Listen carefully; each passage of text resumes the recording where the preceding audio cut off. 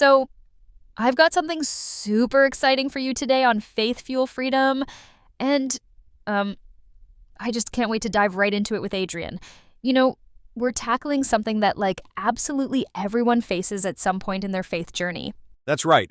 And honestly, this topic of dealing with doubt in our faith journey is something I'm really passionate about. Because, it's such a natural part of growing in our relationship with God. And yet so many people feel like completely alone when they experience it. Exactly. And that's why I think, well, today's conversation is going to be so incredibly helpful for our listeners. We're going to get into, the real stuff. You know what I mean? Absolutely. And I think what makes this conversation so important is that we're going to share some really practical ways to navigate those moments of doubt. Because listen, everyone, and I mean everyone, has these moments where they're just questioning things, right? Oh my goodness. Yes. And I'm particularly excited because we're not just going to talk about the challenges, but we're actually going to explore how these moments can strengthen our faith in the long run. And that's exactly what Faith Fuel Freedom is all about, having these real, honest conversations that help us grow stronger in our faith journey. We're going to share some personal experiences, some practical strategies, and most importantly, hope for anyone who's wrestling with doubt right now. So, Adrian, I've been thinking about this a lot, and why do you think doubt actually shows up in our faith journey? Like, what makes it such a common experience for so many people? You know what? That's such a deep question. And I think it really comes down to the fact that faith isn't just this straight line, right? It's more like, well, it's this beautiful, complex journey that's actually meant to challenge us and help us grow. And sometimes those challenges, they come in the form of questions and moments of uncertainty. That's really interesting. And what are some of the common things that tend to trigger these moments of doubt? So, I've noticed that doubt often shows up during really significant life changes, right? Like when someone loses a loved one or faces a serious health crisis. These moments can really shake our foundation and make us question everything we thought we knew about God's presence in our lives. Oh, wow. So it's like these big life events can really challenge our understanding? Exactly. And you know what else I've seen a lot? It's when people start really diving deep into their faith, like really studying and thinking critically about what they believe.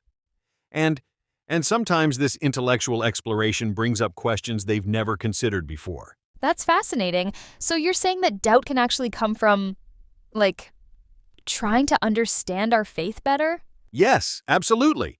And here's the thing that's really important to understand. Doubt isn't the opposite of faith.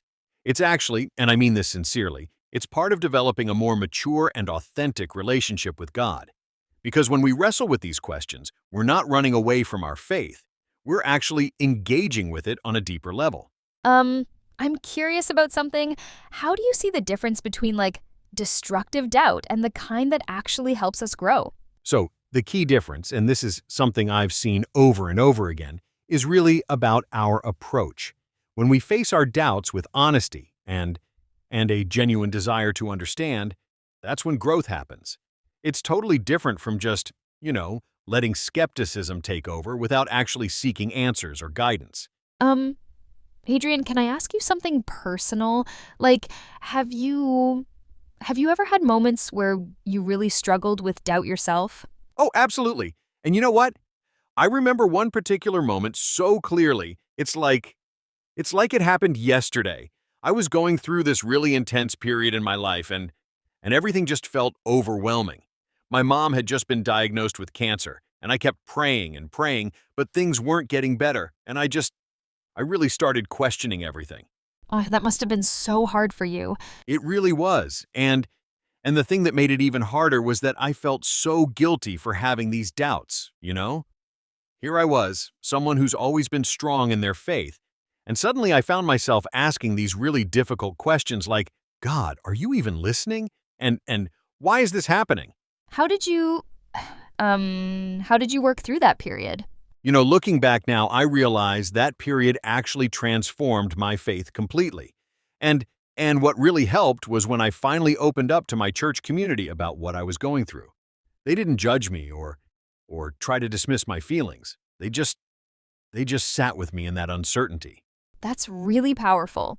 Did your relationship with God change through all of this? It absolutely did, and here's the amazing thing. It actually got stronger.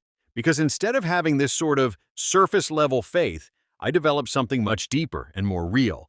And I learned that God is big enough to handle all our questions, all our doubts, all our anger even. He's not threatened by our uncertainty. So, what was the turning point for you?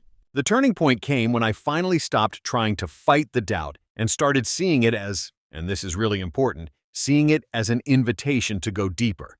I started journaling, really diving into scripture, and having these raw, honest conversations with God. And you know what? That's when things started to shift. Not because the situations changed, but because I changed. So, let's talk about some real practical things people can do when they're dealing with doubt. What would you say are some concrete steps that have worked for you, and maybe for others you've talked to? Oh yes, absolutely. And I think one of the most powerful things right off the bat is establishing a daily prayer routine. But not just any prayer, you know? I'm talking about really honest, raw conversations with God. Like, and this is so important, you don't have to pretend everything's fine when it's not. That's really interesting. How exactly would someone start that kind of prayer practice? Yeah, so what I found works really well is starting your day with just 10 minutes of quiet time. And you literally just pour everything out to God, your fears, your doubts, everything that's weighing on your heart. The key is being completely honest, you know? Because God already knows what we're thinking anyway. What about, when prayer feels difficult? Like when someone's really struggling to connect? That's such a great point. And this is where community becomes absolutely crucial. You know, when I'm going through those tough times, having people around me who get it, who've been there, it's just invaluable. And the beautiful thing about church community is that when you can't find the words to pray, they can pray with you and for you. Could you share some specific ways to lean into community during these times? Absolutely. So, first, join a small group or Bible study if you haven't already. And don't just sit there quietly.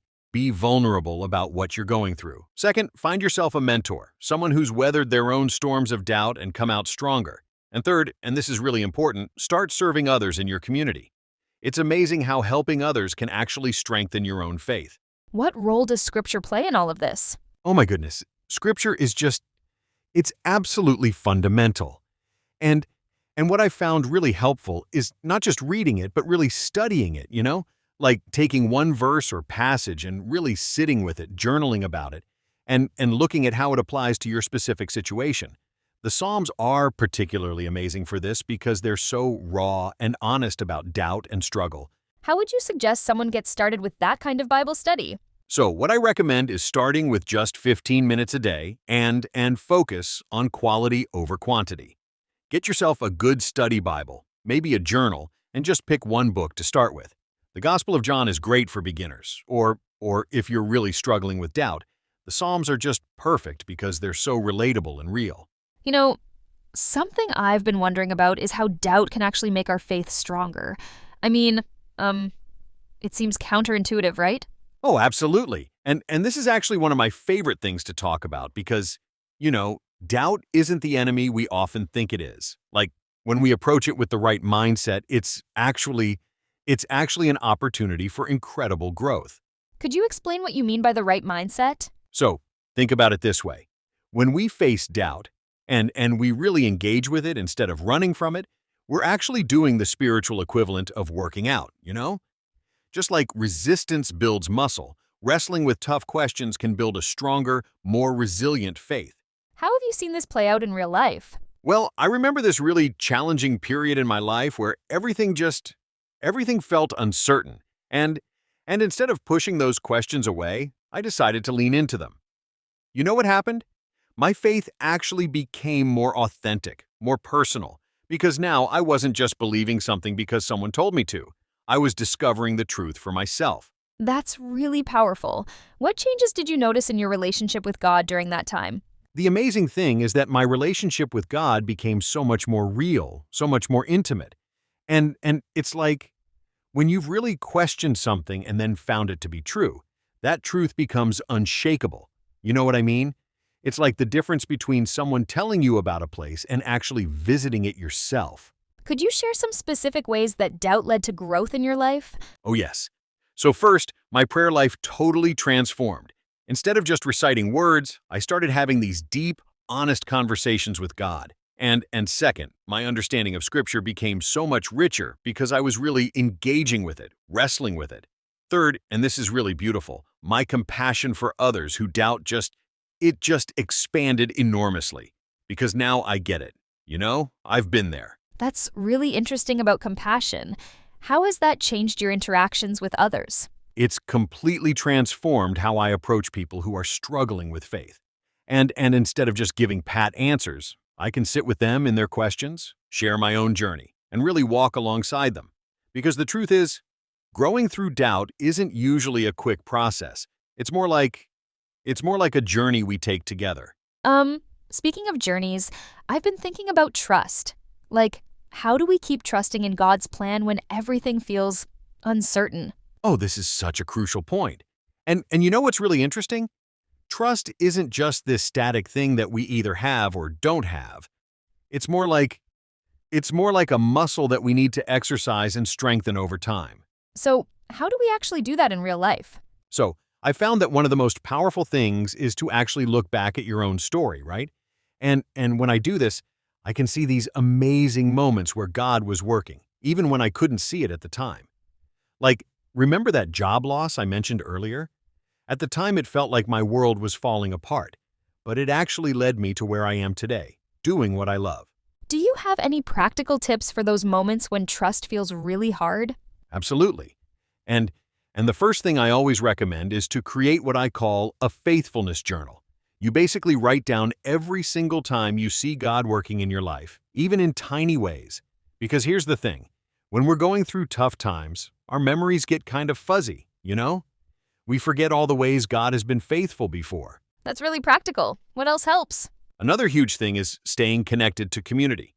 And when we're struggling to trust, sometimes we need to borrow faith from others, right? Like, sometimes I can't see the way forward, but my friends can remind me of God's faithfulness, of His character. They can hold on to hope for me when I'm struggling to hold it myself. What about those times when nothing seems to make sense? You know what? Those are actually the moments when trust becomes most real. And I've learned to say something like, God, I don't understand this, but I know who you are. Because trust isn't about having all the answers. It's about knowing the character of the one we're trusting. It's about remembering that God's perspective is so much bigger than ours. You know what I mean? Um, you know what? After everything we've talked about today, I'm feeling really encouraged about this whole journey of faith and doubt. Yes. And that's exactly what I was hoping for because, the whole point is to understand that doubt it's not this terrible thing we need to run from. It's actually like part of growing deeper in our faith. Could you maybe give us those key takeaways one more time? Like, what should our listeners really hold on to? Of course. So, the first thing, and this is so important, remember that you're not alone in this, right? Every believer goes through seasons of doubt, and it's completely normal.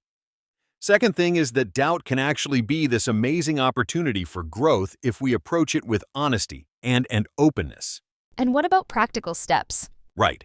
So remember to stay connected to your community, keep diving into scripture, and don't be afraid to ask those tough questions.